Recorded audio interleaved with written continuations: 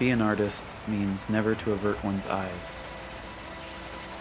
Sometimes that means staring into nothing until something stares back. 10 months ago, I got a job that meant I was going to have to start taking public transit.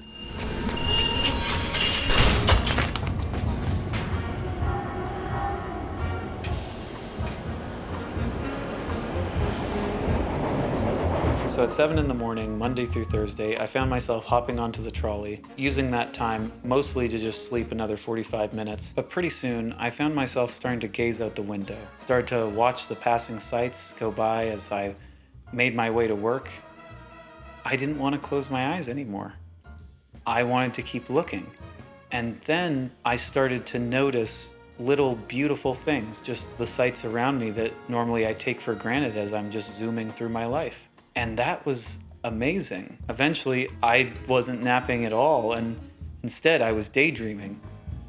It was 7 a.m. and I could watch the sunrise and look at the city that I grew up in a whole new way. The reason why I bring this up and what I love so much about it is that I've started writing my first feature film. I'm an independent filmmaker and I've made a couple short films that are up on my channel, but making a feature film is a whole nother beast entirely. I feel like I'm relearning, much like when I wake up in the morning every day, relearning how life works. I'm relearning how to make a film. And now what I realize is the missing piece that I had in that process was daydreaming, was allowing myself to just quiet down, be in the moment, and just take in whatever the world has around me in that moment, not just internally, but also outside of myself. And so over the course of that 10 months, anytime I was having inspiration or ideas on those trolley rides, I was scribing them down in my journal, 235 multi-paragraph notes to pull from, all for this idea, which is why I wanted to start this series where, as regularly as I can, check in with updates on how the development of the feature is going. Right now I'm in the script writing phase, and every day that I start writing again,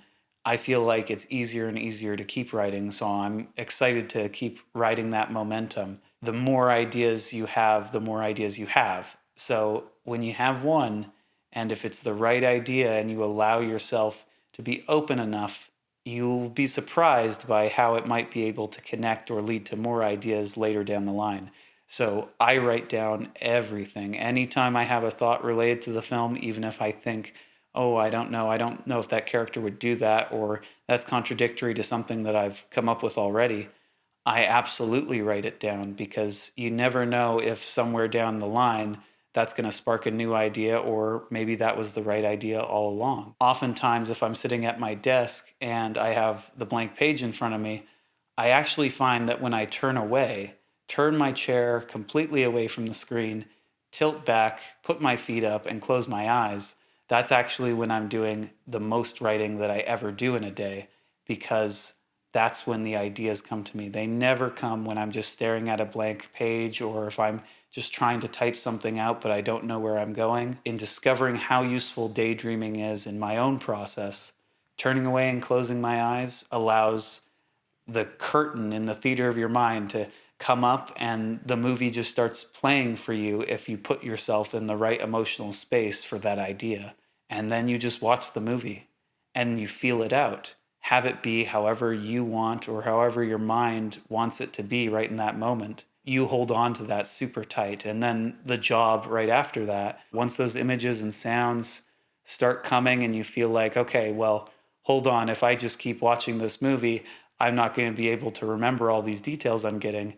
Now I'm going to turn back around and I'm going to write down some notes about what I was just experiencing, what I was just watching in my mind. I take that as an anchor point to get back to that headspace, so that now that I have those notes down, I can scribe and try and translate what I had been watching in my mind a few minutes earlier, and now I'm writing. That kind of gets the ball rolling. So the rest of that writing session, I might not need to turn away so much, and I can just start being there on the page, because now that I have a starting point wherever I am in the scene and I've kind of got myself into it, now you're going to find that it comes more naturally to you. At least it does for me right now with daydreaming. And another thing that I found super helpful in these first 2 weeks is taking all those notes that I was writing on the trolley and getting them all organized. So I've been organizing them by characters. This is a note about plot. This is a note about themes or a scene or a costume or anything like that, or music that inspires me.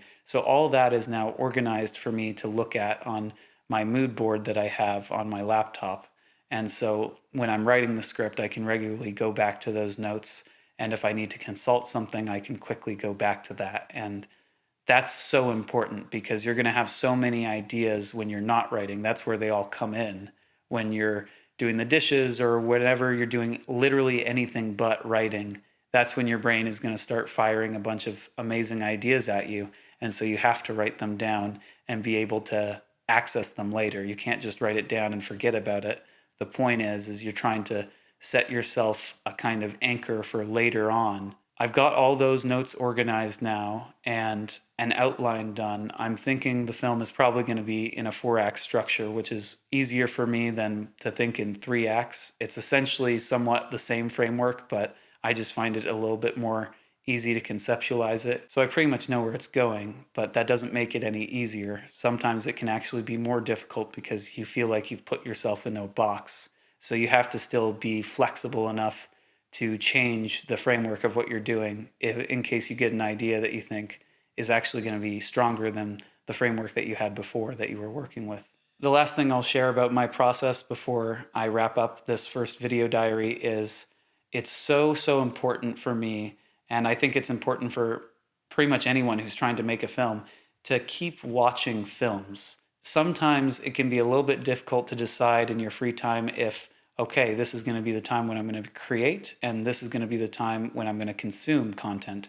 But if you isolate yourself from the medium that you're trying to translate your ideas into, pretty soon, no matter how much of an expert you think you already are at movies, how much of a cinephile you think you are, immersing yourself in the canon of what you're actually interested in making for whatever your film is going to be is so important. There's an analogy that really resonates for me for this topic, which is equating the content you consume with your diet. So your cinematic diet is incredibly important to look after, especially when you're creating and creating films. Depending on what kind of project, what kind of film you're trying to make, it's more important than ever to immerse yourself in those types of films. It doesn't mean that you're not being original, and it doesn't mean that you're just stealing from all those films that you're watching. Maybe if you like, you can take notes, but the important thing is that the style and the genre and the mechanics of how those films work are going to start having an effect on your own unconscious understanding of filmmaking. And so if you're trying to make a film in that vein, watch those types of movies, especially while you're making that movie, because you're going to find inspiration there. You can find inspiration in all forms of life, but at the end of the day, you're making a movie. That's the kind of medium that you're translating your ideas to.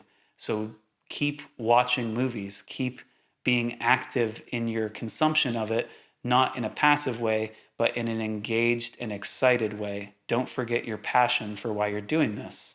It's a beautiful thing, so you might as well enjoy yourself while you're making the film. Whether it's a feature of your own, a short, music, painting, drawing, anything creative, or any project that you're working on, I hope that if you watch this, you're going to find some kind of a grain of an idea that speaks to you in the way that these things have been speaking to me on this journey that I'm on now. So thank you so much for watching. I'll be making another journal entry update sometime in the coming weeks. Hopefully by then I'll be done with the first act of the film and I'll have maybe 30 to 40 script pages in the can. That would be fantastic. And maybe next time I'll have a script with some talking points on it as well. But knowing myself and how I ramble, probably not. But I hope some of these points that I made today about daydreaming, about the note-taking, and just about immersing yourself in the films that you love and the films that you're trying to make resonates with you and connects with you in some way that helps you on your own journey. I'll see you on the next one.